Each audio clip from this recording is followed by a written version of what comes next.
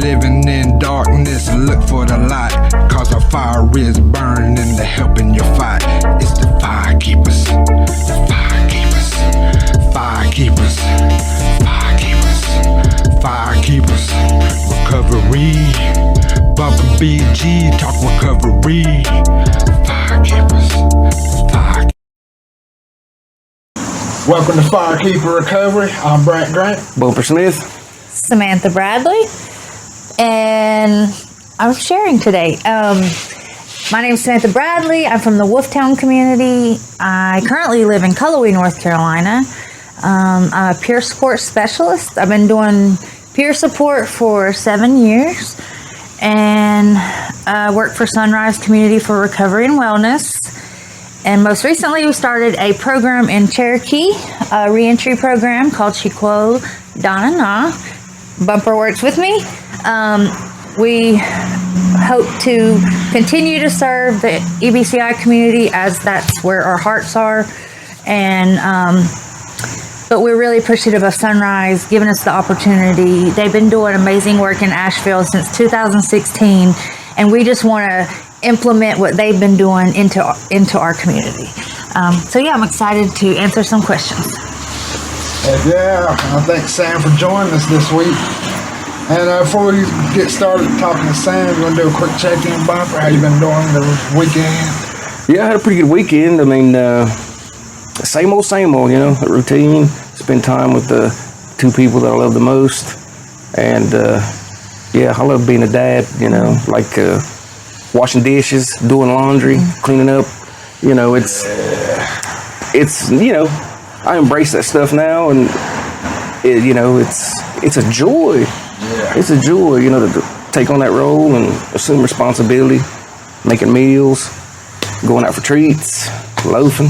And happy 5 years. Oh yeah, and today is today makes 5 years recovery, yeah. Recovery. Happy 5 years. Thank you. It's you ski. It's a pretty significant milestone, I'd say. You know. Yeah. I don't usually talk about how many days or whatnot I've got unless I hit certain milestones, and it's pat myself on the back. We're gonna get you like a gold or a glow in the dark. Something. Glow in the dark something, man. They sell them in the gas station. You put them in $1 in the machine and turn. Get your little scalp. Yeah. Yeah. How about you, Sam? You been doing pretty good? Yes. This weekend, actually, speaking of parenting, I am also a single parent and I have my son all the time. But this weekend, my mom got Liam for the whole weekend, Friday evening, and I got him back like Saturday afternoon. So I actually went shopping at Walmart. I took my time, not in a rush. I got things that I had been needing but kept forgetting. Just little things like a bath towel rack and a new shower curtain. And so I felt accomplished, and I'll be honest, I did miss Liam, and we ended up going to Darnell Farm on Sunday and getting us some pumpkins to carve. Hell yeah. Yeah, so. All them fall activities starting there. Yeah, but even though it was 80 degrees there. Yeah. How was your weekend? My weekend was pretty good. Yeah. I've been up and down, but as I heard on a podcast recently, it was like if you ever seen in a movie when somebody's in the hospital and they flatline, that means they're dead. So you want your life to go up and down. Yeah. Peaks and valleys. Okay, that's a good analogy. Yeah, so if my life was just plain and simple, maybe it means I wouldn't be living, I guess. I don't know. So I'm embracing it more. Yeah, so the weekend was good, though. It was kind of flatlined a little bit. And then I got a little ups, some peaks, because I got to watch wrestling last night. Right on. That's my escape again. Hell yeah. And I'm like energized, man, because it was good. It gave me like, Right on. So yeah, it's just like my escape is working again. So yeah, it's giving me all this positive energy. I'm taking it into the fire week to watch my brother play in them ball. Hell yeah. So hopefully there's like good sportsmanship, not a lot of craziness. Yeah. Hopefully the families, people can get along. Yeah. So just stay cool this week, everybody. Yeah. Have a good, rough game. Let's play it good, but then Leave it on the field. Yeah. Yep. It's all good. So yeah. It's an exciting week. Right It's on. Fair Week. It's Fair Week. Yeah. So that might be I it, love too. Fair Week. Like, Everyone's kind of excited, and we got new leadership, and just everyone seemed pretty happy. new air. Yeah, it's a new air. Yeah. Everybody's just I'm kind feeling of it. joyous. And Yeah. Good vibes are always I'm great. feeling it. Yeah. Good vibes that make you feel. Yeah. After it seemed like we were stuck in, or I was stuck in. No, yeah, mud, sure, And sure. now it feels like I'm finally starting to get out now. Yeah. Yeah, getting some traction. Yeah. So yeah, with all that being said, I'll ask Sam the first question. What are some of the events that got you into recovery? Yeah, I don't really events. I don't know about events, but what I would say got me into recovery was just endless pain and trauma. I was running from the law, staying in Haywood County, and I was living with my drug dealer, an older man, and it was abusive, it was all the things, but that's what I knew, and and so that got so bad, and then he got picked up. He's in prison for 20 years. I went to jail. I didn't have any charges related to that, thank goodness, but I found out I was pregnant, and so I was pregnant by my drug dealer, which is nothing bad about it. I mean, at the end of the day, that he's still a human, and he'll eventually get out one day. But he gave me the best thing in my life right now, Liam. So that is what led me to choose a different life. Although I didn't completely get it together, I am what they would usually call a chronic relapser, and I would have a good amount of time substance free, and then it didn't have to be stress. It could be a good day like today, and I'm like, you know what, Today's a good day. Today's a good day to do that, and so it did. I kind of dabbled here and there, but ultimately it was the reason why I started thinking about recovery in general. Just wanted something different. I knew I couldn't go back to that. Yeah. Liam favors you though quite a bit. Yeah. Like in the face. Yeah, he's Teddy's your boy. Yeah, and all of his biological father, he has other kids, and they're all good looking kids. So I knew I was that wasn't they all are like beautiful. Liam actually has an older sister who lives in Waynesville, and they've planned on getting connected. I mean, life is life, and I just got to roll with it, and whenever he gets out, we'll just deal with it then. I'm not going to run from it, and it's part of my story. I think it probably happens more than people talk about, like, being on the street, living with them, older gentlemen trying to get what you need, and mine just ended up in pregnancy. Yeah, for sure. So then when you turn things around like you have in your life, professionally and personally, details like that in your story add strength to the overall message that you want to give. Yeah, for sure. People see where you're at now and how things are for you. They can say, hey, well, she's really made some changes and put in the work. Yes, definitely. It's possible for all of us. Mm-hmm. Yeah, it's just, again, I'm not ashamed of it. It's just part of my story, and Liam knows about it, so he knows. And right now it's just us, and we're just living life. We're good, we're a good team. We communicate well, and so I love being a parent too. It's awesome. What are some of the things that helped you in your early recovery? Honestly, medication. Early, I didn't have any tools other than outside tools. I didn't know what I liked. I didn't know I didn't know what I liked to eat, drink. I didn't know, I was trying to find myself again. And so early on, right out of detox, and thank goodness now, for me, it was a process. I had to go out of detox. I had to go find a clinic because I'm on MAT. I had other things like anxiety and couldn't sleep.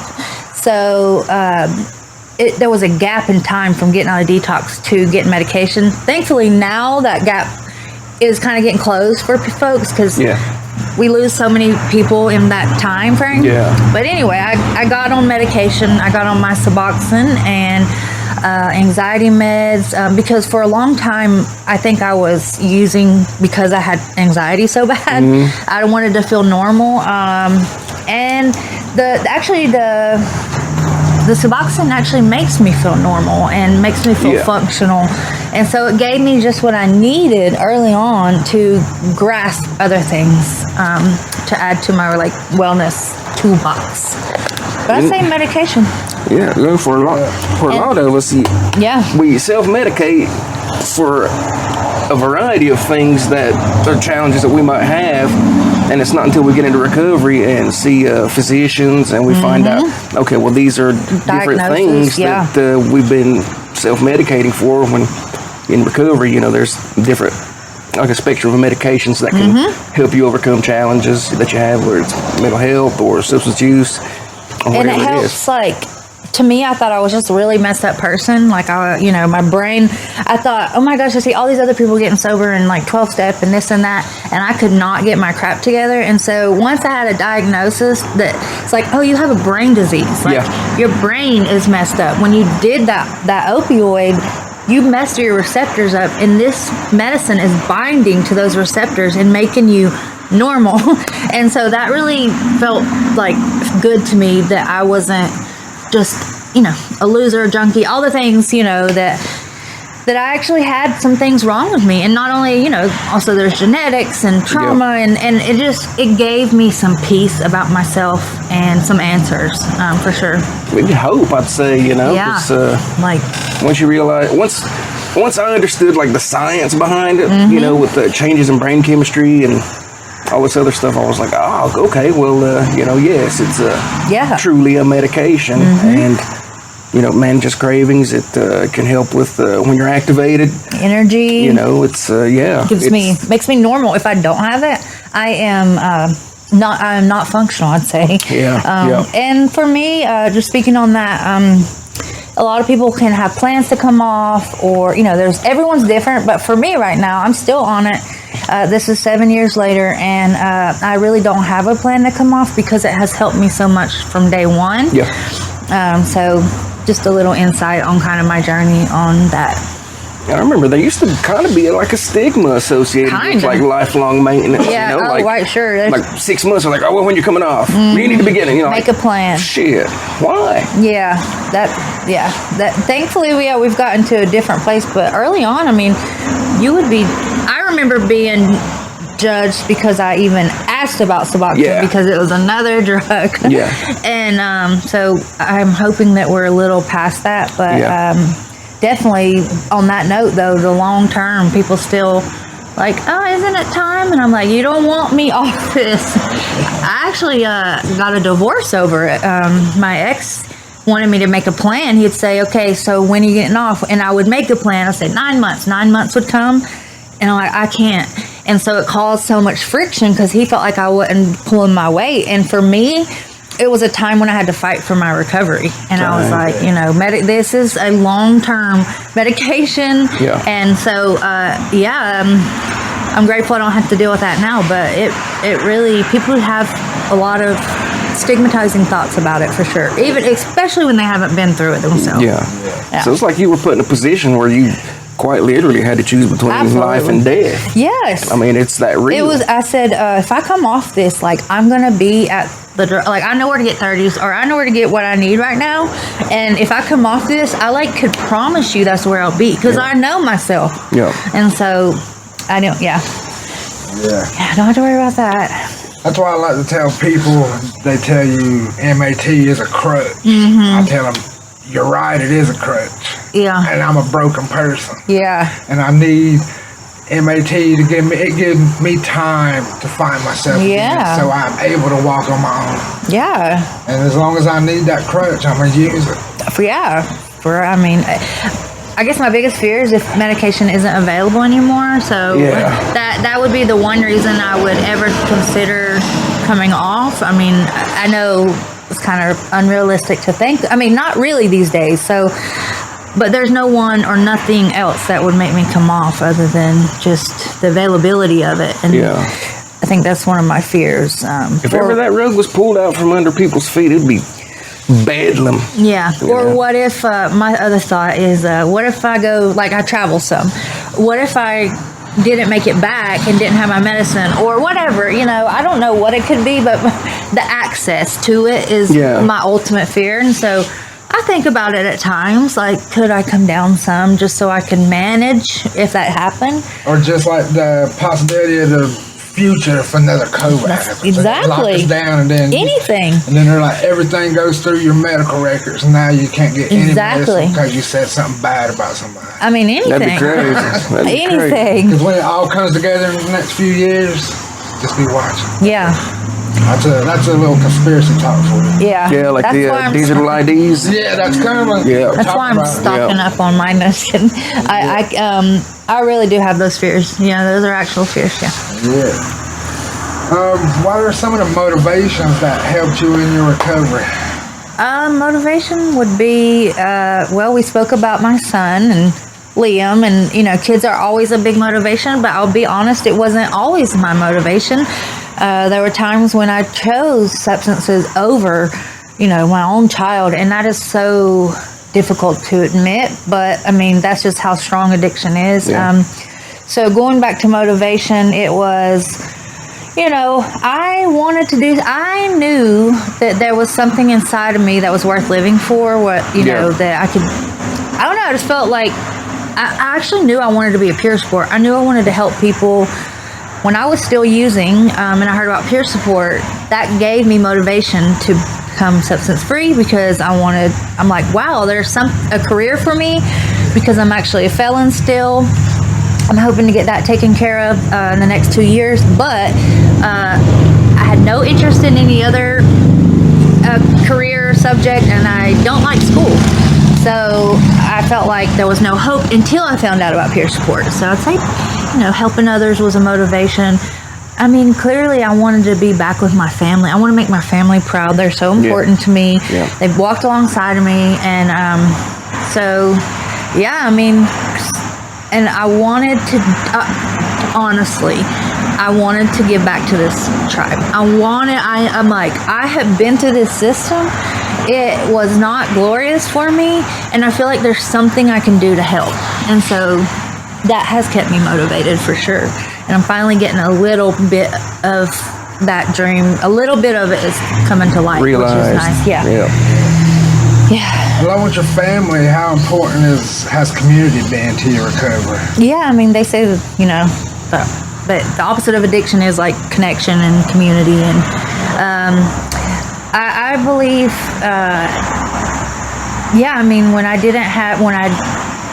when my family couldn't step up, I'd go to like Celebrate Recovery, and it was a community, and I go to CrossFit now, and I love having different communities and different silos, not really silos, but my CrossFit people, we don't talk about recovery stuff all day, or, just have different outlets. So each of them are in community. And then the biggest part too for me is in our own community right here on the Qualla boundary, I think it's really important that our community is educated on substance use. Yeah. And that's another one of my goals is like, because we're one community, one tribe, and I think it's important that our community is educated and knows how to support people like us. Yeah. Because to be honest, there's a lot of stigmatizing language out there, and some people just don't know how to handle people that are struggling, and then they just don't. Yeah. So we've had way too many overdoses, and so my goal is, and because community is so important, my goal is to bring this, not just me, but my team and all of us in recovery to educate our community, because it is really important for them to know about substance use, recovery, and all the signs and language. All aspects of it, Yeah. how to support someone if you've never been through it. Yeah. How to navigate all the systems if you are someone Administrate Narcan. Yep. Yes, navigate the system. Yeah. Well, how has recovery helped you be more grateful? I mean, I'm just grateful to wake up some days, and I'm grateful less than I was early in recovery. I know that sucks, and so I'm trying to get back. I think Bumper made a post about gratitude, and it's the most down to earth. It's the only thing that can bring me down. Write a gratitude list, because I have so much to be grateful for, and I didn't think I was going to make it. Sometimes I didn't want to make it, and I can't believe I'm getting paid to do what I love. I can't believe that I'm raising this human being, and he's so intelligent. And just some days I'm like, how are you mine? Because he's just so out of this world intelligent. And I don't know. I'm just it's fair week. I'm grateful to not be high going to the fair. And looking goofy. I'm grateful. I used to just not go to the fair. I would want to go, but I knew people would be there, and I'm grateful to just be here, sharing a little bit. Good weather, the sunshine. Yeah, this is my favorite. Good company. Weather. Yeah. The biscuit I ate this morning. I had money to pay for a biscuit. Yes, gas in my car. Yes, I traveled alone this year to Dominican. Are you kidding me? I could never done that ever. In addiction or any time, and so finally, I feel like that's a big girl stuff. New adventures. And new time. That's what life's about. Yeah, it really is. You got one life. Right. So along with traveling, do you have any other coping skills you could share? I've mentioned a couple through here, but I'm really, you can't tell, but I do love exercise, moving my body, whether it's stretching. I personally go to CrossFit, and I'm really in good standing with exercise, but I really do want to get better about my food intake. So even though you're asking me what are my hobbies now, I'm kind of talking about things I want to do too. I really, I just believe our overall wellness and health is so important. And so, besides CrossFit, I like to, you can call it prayer, meditation, whatever. Sometimes it's literally just sitting in silence. Yeah. I love that. I need that, whether it's 10 minutes of the day or 30 minutes of the day. I need to sit with myself and be with my thoughts, because I like to scroll on social media, because I want to block those thoughts out, and so sometimes I just gotta be with them. I know people say don't intertwine work and personal life, but for me they're intertwined. Yes, I cut things off at 5 o'clock, but my job and my career and giving back is a huge part of my wellness and fulfillment. Yes. Yep. Yeah, it makes me like I'm not needed, but part of something, I guess. Yeah, part of sense of purpose. something. Yeah. Belonging to something greater than ourselves. Yeah. That's a worthy cause. That's worth the time, the energy, and the personal investment. Yes. Yeah. Because when we're long gone, maybe they'll be like, remember that team who brought us a Recovery Coach Academy or whatever, or gave me a phone. I don't know, and it's just giving back. And I guess another thing, and this is not tangible or physical, transparency and honesty. I lied for so long. I would lie for no reason. It becomes habitual once you start doing it. And I'm like, what am I hid that part of me, and now I'm just really bluntly honest and transparent to where it sometimes shocks people. I'm like, and there could be a line with that, but I just want people to know up front who I am, what I'm here for, what I'm about, and that to me is part of my wellness. I don't like any of the let's just get to the point. Yeah. But yeah, I mean, Heck yeah.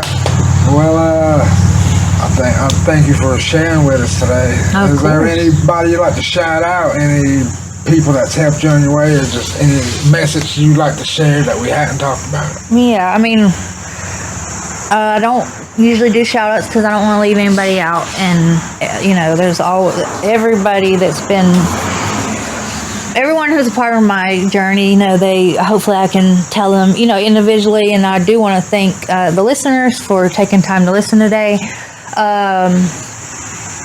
And I would like to say my thing, kind of not advice, but like quote is, I always say never give up. I know that's kind of cheesy, but I remember there was a time when I would go back to youth and I'd be so down on myself and I'm like, I cannot give up. I cannot. And so no matter what it is, if it's you quit working out for 6 months, don't give up. Go back. There will be, whatever it is, just don't give up. Because if you give up, then that's it, and there's always a little, until we're dead, there's a little bit of hope in what we want to do and reaching our goals. So just don't give up. It's always worth the effort, yep. Yeah, whatever it is. If you're trying to get your peer sport, if you're trying to go to school, if you're, I don't know, just don't give up. Keep going, because we will reach our goals, whatever that looks like. Yep. That's why I think it's important that ESPN shows that Jimmy V speech every year. Yeah. That don't give up, don't ever give up. Yeah. So I listen to that every year. That's when NC State won the state championship in basketball, yeah. 82 or something like that. Just long time. Yeah, man, that is a good message. Just Yeah. don't give up. It is also part of a seeking safety curriculum, and that's where I got it from. But it's just stuck. And no more dead friends. We don't want our friends to die. Yeah. Right. If you're using and want to use safely, call someone that will come. Don't use alone. Get Narcan. Our team has Narcan. Utilize the syringe exchange program, Yeah, for sure. And I used it when I was still using it. I utilized these services, and it was a way to stay safer. Yeah. During that period of my life. I don't know when this will go out, but there seemed to be a bad batch. So, in full transparency, it really is a time right now to really be careful. I feel like people use for the festival, and we've got fair coming up. Yeah. So, for times of celebration or in downtime. Next year we should have a table with Narcan out there. Yeah. Hopefully some tests if you can test. Fentanyl tests, yes. I heard that there was there's Narcan for opioids. I heard that there was a similar type of medication to combat the xylazine epidemic. They're coming. So when Sue was at Mobilize in Washington, there was I guess the brand was there. Yeah. I don't know if she got one, but she ordered a bunch. Right on.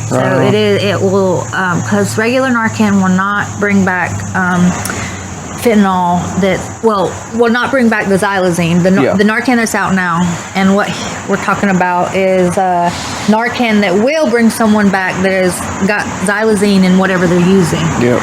Which is like a tranquilizer, and it causes death. Yeah, basically Death. your skin not rots, but I think it does that, necrotize. Yeah, it makes over wounds time. really bad. Yeah. That's the one that's making that do the zombie walk. That xylazine. wasn't fentanyl, everybody. It's xylazine. Yeah, it's like a tranquilizer. It's being mixed with Whatever to punch up the effects of it. And they just Well, you think it's fentanyl and then it's xylazine. and then they overdose and they're using 6 Narcan, 12 Narcan on someone and can't bring them back. That's xylazine. Yeah. And so It's going to take both. yeah. Yep.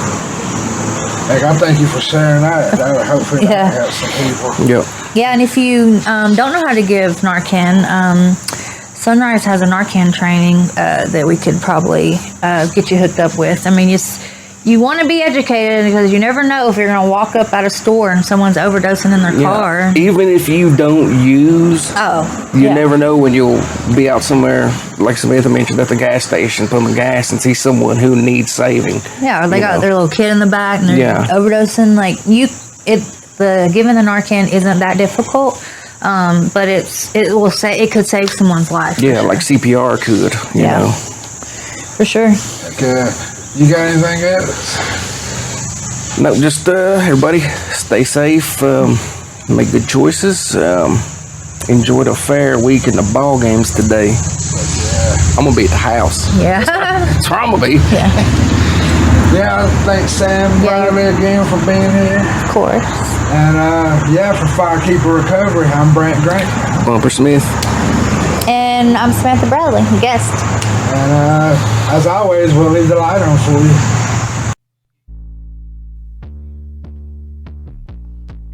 Eastern Bay, Cherokee, Firekeeper, Recovery, we them Firekeepers, the Firekeepers, the Firekeepers, the Firekeepers. Yeah, coming to you live from the mountains of smoke. Firekeeper Recovery, bringing you hope.